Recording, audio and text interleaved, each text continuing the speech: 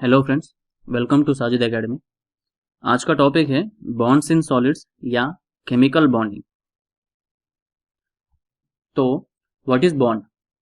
Bond से आप क्या समझते हैं? एनीथिंग जो चीजों को एक साथ जोड़ के रखता है उसे बॉन्ड कहते हैं, राइट? सिमिलरली केमिकल बॉन्ड दो एटम या दो आयन के बीच का अट्रैक्शन फोर्स है।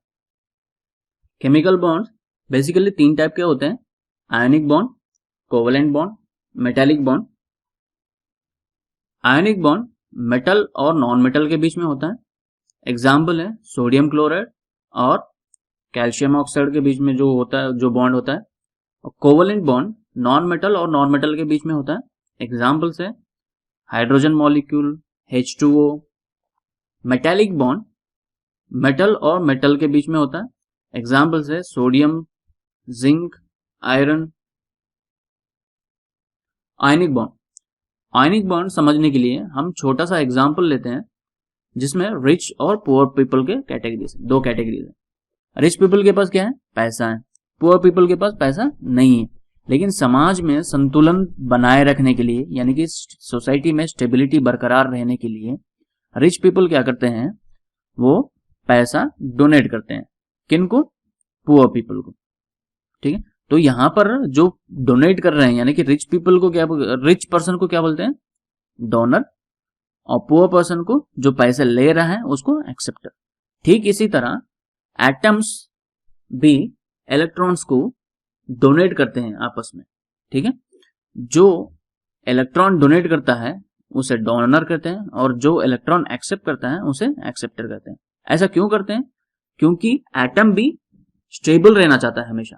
ठीक है, ऑक्टेट स्टेट बोलते हैं जिसे, यानी कि एटम हमेशा अपने ऑर्बिट में 8 इलेक्ट्रॉन चाहता है, एक्सेप्ट हाइड्रोजन एटम में सिर्फ 2 इलेक्ट्रॉन चाहता है।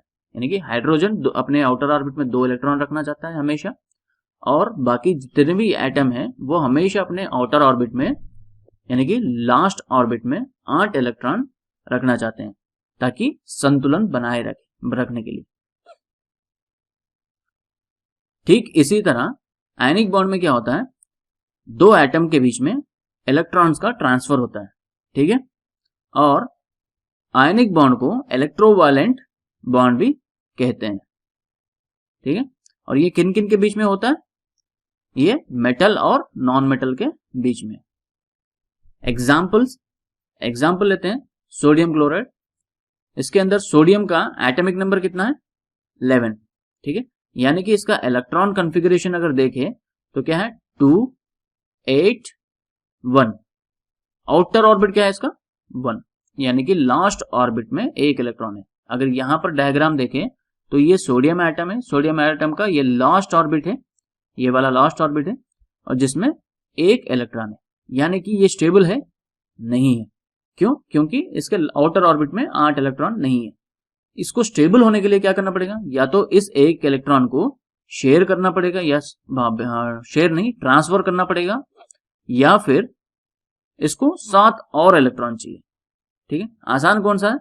एक इलेक्ट्रॉन को दे देना, राइट? तो यहां पर क्या होता है?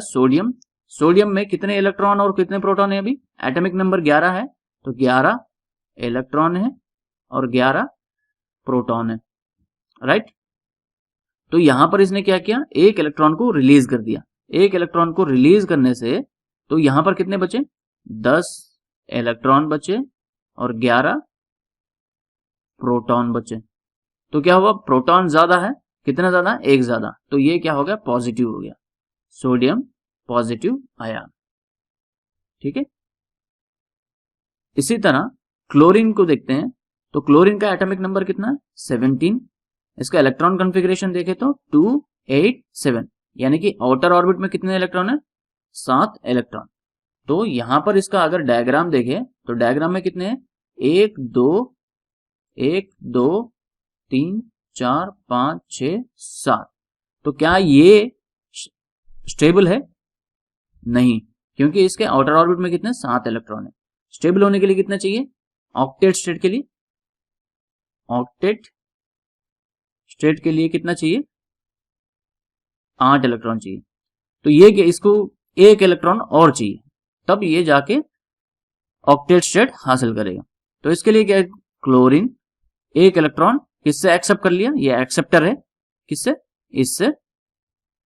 और क्या हुआ यहां पर इनिशियली कितने 17 इलेक्ट्रॉन थे और 17 प्रोटॉन। और यहां क्या है, इसने एक इलेक्ट्रॉन लेने की वजह से यहां पर कितने बच गए, ये 18 इलेक्ट्रॉन हो गए और 17 प्रोटॉन। तो क्या हुआ, एक इलेक्ट्रॉन ज्यादा है तो ये नेगेटिवली चार्ज्ड आयन है, ठीक है। और ये Na प्लस क्लोरीन माइनस, ये दो मिलके क्या बनेगा, NaCl फॉर्म होगा। आयनिक बॉन्ड में हमेशा सॉलिड्स फॉर्म होते हैं।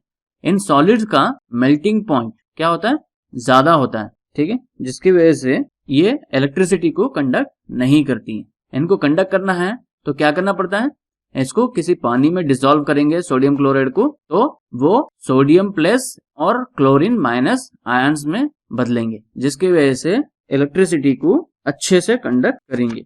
कोवेलेंट बॉन्ड के लिए एक छोटा सा एग्जांपल लेते हैं। दो दोस्त हैं, दोनों दोस्तों के पास 100 रुपए हैं और इन दोनों ने रेस्टोरेंट जाके वहां पर खाना ऑर्डर किया। खाना कितने का है, 200 रुपए का। तो दोनों दोस्त के पास अलग अलग कितना है, इसके पास 100 है, इसके पास 100 है। तो क्या दोनों अलग अलग से इसको खाना ऑर्डर करके खा सकते हैं, नहीं। तो ये दोनों आपस में 100 रुपए शेयर करके एक प्लेट खाना ऑर्डर करके दोनों उस खाने को शेयर करके, ठीक इसी तरह कोवेलेंट बॉन्ड में भी होता है। कोवेलेंट बॉन्ड में क्या होता है, इलेक्ट्रॉन्स का शेयरिंग होता है किसके बीच में, दो एटम्स के बीच में। और ये किस के बीच में होता है, non metal to non metal के बीच में ये कोवेलेंट बॉन्ड होता है। एग्जाम्पल के तौर पर हाइड्रोजन मॉलिक्यूल लेते हैं। हाइड्रोजन मॉलिक्यूल में हाइड्रोजन में कितने इलेक्ट्रॉन होते हैं, एक दो हाइड्रोजन एटम मिलके दोनों इलेक्ट्रॉन्स को आपस में शेयर करेंगे। तो मैंने इससे पहले बताया था ऑक्टेट स्टेट पाने के लिए हाइड्रोजन एटम को कितने इलेक्ट्रॉन चाहिए, 2 इलेक्ट्रॉन चाहिए। तो ये कितने हो गए, दोनों एक एक इलेक्ट्रॉन शेयर करके सिंगल बॉन्ड बना के, कितने पेयर है, यहाँ एक पेयर है, तो इसको सिंगल बॉन्ड कहते हैं। इसका रिप्रेजेंटेशन कैसा करते हैं, H सिंगल बॉन्ड H, ठीक है। इसी तरह एक और एग्जांपल लेते हैं क्लोरीन मॉलिक्यूल का। क्लोरीन का एटॉमिक नंबर हम इससे पहले देखे थे 17, 287 इसका इलेक्ट्रॉनिक कॉन्फ़िगरेशन, यानी कि 7 आउटर ऑर्बिट में इलेक्ट्रॉन्स है। इसमें देखो तो 7 है, इसमें भी 7। क्या ये दोनों स्टेबल है, नहीं है। स्टेबल होने के लिए कितने इलेक्ट्रॉन्स चाहिए, 8 चाहिए। 8 के लिए इनको कितने रिक्वायरमेंट है, एक इलेक्ट्रॉन की रिक्वायरमेंट है। तो ये क्या करेंगे, आपस में एक एक इलेक्ट्रॉन शेयर करेंगे। शेयर करने की वजह से कितने पेयर बनेगा वहां पर, एक पेयर, तो वहां पर सिंगल बॉन्डिंग बनेगा इस तरह से। तो इसका रिप्रेजेंटेशन भी सेम इस हाइड्रोजन की तरह, chlorine single bond chlorine. Clear. Next oxygen molecule. Oxygen molecule में देखते हैं, ऑक्सीजन का एटॉमिक नंबर है कितना, 8। इसका इलेक्ट्रॉन कॉन्फ़िगरेशन 2 और 6 क्या है, यहाँ पर आउटर ऑर्बिट में रहने वाले इलेक्ट्रॉन्स के नंबर। तो यानी कि ऑक्सीजन एटम में आउटर ऑर्बिट में कितने इलेक्ट्रॉन्स होते हैं, 6 इलेक्ट्रॉन। तो 6 इलेक्ट्रॉन होने से क्या ये ऑक्टेट स्टेट में रह सकता है, ये स्टेबल है ऑक्सीजन एटम, नहीं है। स्टेबल होने के लिए कितने इलेक्ट्रॉन चाहिए, 8 इलेक्ट्रॉन चाहिए। तो इसको रिक्वायरमेंट कितना है, 2 इलेक्ट्रॉन की रिक्वायरमेंट है। तो ये क्या करेगा, 2 इलेक्ट्रॉन को आपस में शेयर करेंगे और ऑक्टेट स्टेट को हासिल करेंगे, यानी कि अपने आउटर ऑर्बिट में 8 इलेक्ट्रॉन को हासिल करेंगे और स्टेबल हो जाएंगे।